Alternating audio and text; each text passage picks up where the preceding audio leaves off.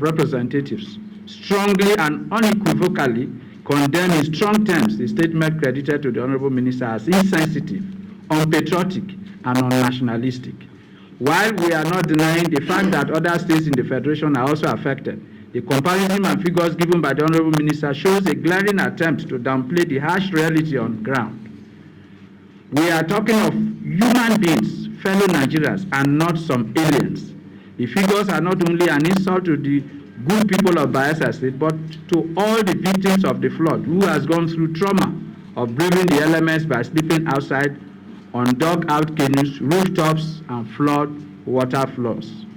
The Honourable Minister, instead of visiting the affected, much-needed leadership in these trying times, and to call on the federal government to act swiftly, as this ambivalence, especially with the recent remark by the Honourable Minister of Humanitarian Affairs, is not one to be desired. We call on the Minister of Humanitarian Affairs, Disaster Management and Social Development to honorably resign her appointment as a Minister of the Federal Republic of Nigeria, failing which Mr. President should relieve her of her appointment immediately. Thank you. Requisite capacity handle certain positions. This is exactly what you would find. I am still at a loss as how we arrived at that thinking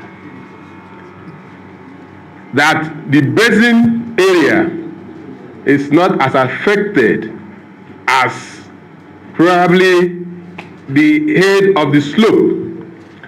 All of us have things to do with water. Let me condemn in strong terms the remarks made by the Honourable Minister for Humanitarian Affairs that Bayelsa is not among the worst impacted states, insensitive to our sensibility and as a people.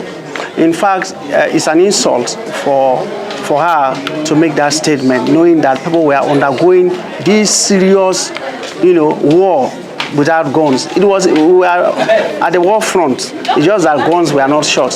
People were completely displaced houses. People were sleeping in canoes, rooftops, on flood water floors, and she is saying that the people are not impacted. I went around my state.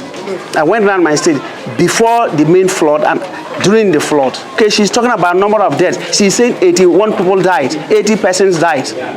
80 persons, and that is only to a minister that is being paid with taxpayers' money, a minister that is being paid with the wealth that comes from the Niger Delta. She's saying that 80-something persons.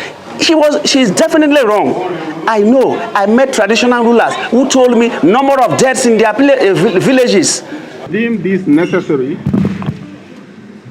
This call for the minister's resignation or sacking is premised on her history of potentially discriminatory behavior since she became a minister.